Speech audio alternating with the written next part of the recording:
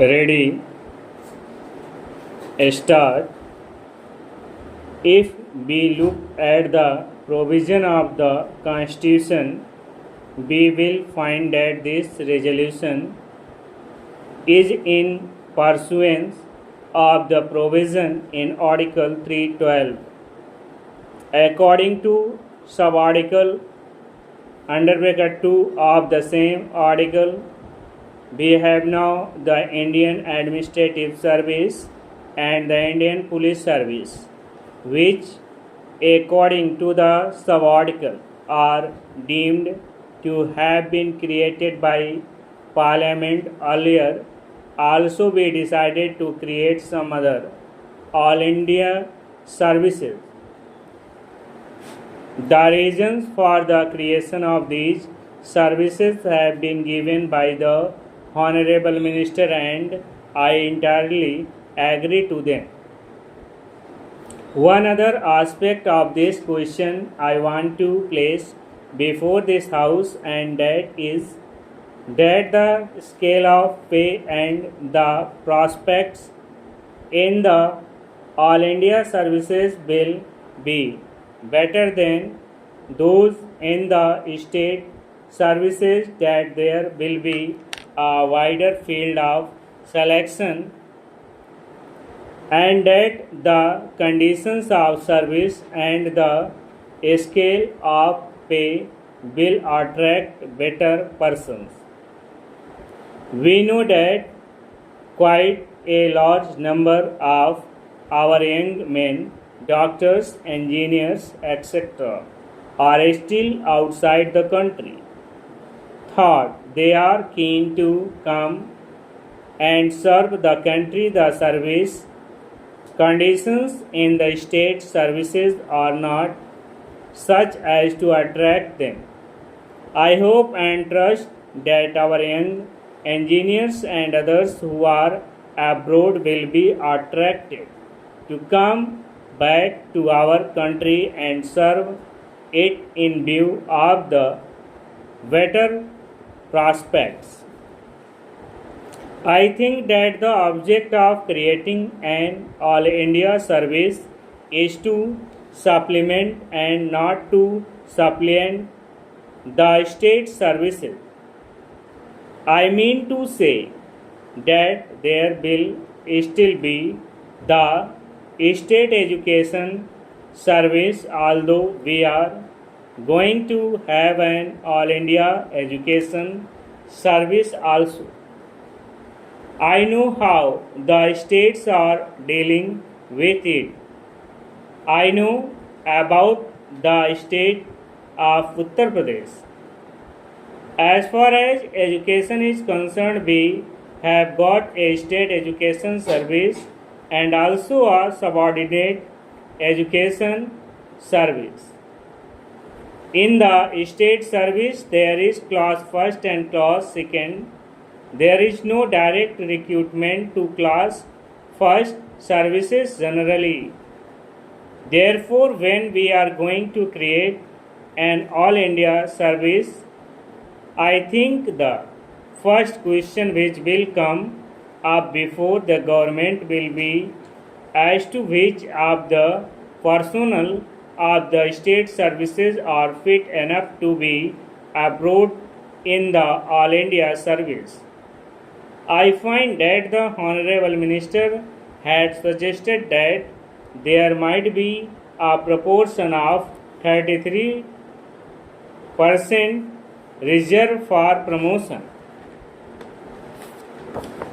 After this resolution is passed by this House, the government will consider the question of legislation for the creation of these services.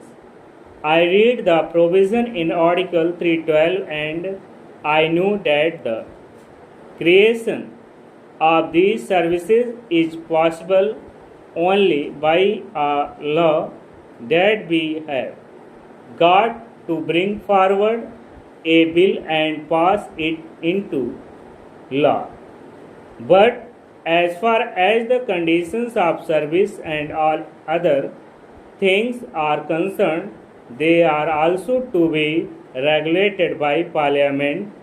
Therefore, my suggestion is that these things should be determined by rules made under the proposed act, and the authority to make the rules should be delegated to the government in that respect, so that after everything has been gone into, a proper decision is made both in regard to the conditions of service and also the proportion for recruitment, for direct recruitment and by promotion.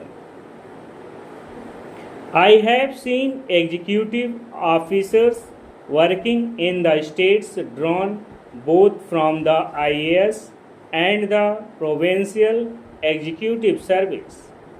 Normally, IAS officers are deputed to the states, and during their posting, they are under the control of the states. They are posted according to the recruitment of the state. I think the same principle will be followed in regard to these all India services also. But it will be desirable that officers serving in one state should not be allowed to remain there for a very long period. They should be taken back from the state and given to another state, or they may be allowed to work in the center. But as far as the administrative control of these officers is concerned, that will be with the states, but at the same time, because they are all India officers, all disciplinary proceedings and action taken in consequence thereof is to be taken by the central government in consultation with the Union Public Service Commission. There is one thing more, and that is this: although these officers will be serving in the states and will really, to a certain extent, replace the present state officers, still I feel that additional expenditure on administration will be necessary. To think that it will not involve any additional expenditure is, I think, not a correct notion. The finances of the states being what they are, all the elastic resources are with us at the center, it is not possible for the states to bear any further burden. If any additional expenditure is involved in the creation of these services, that burden must be borne by the center and not transferred to the states, because this expenditure is on central services staff.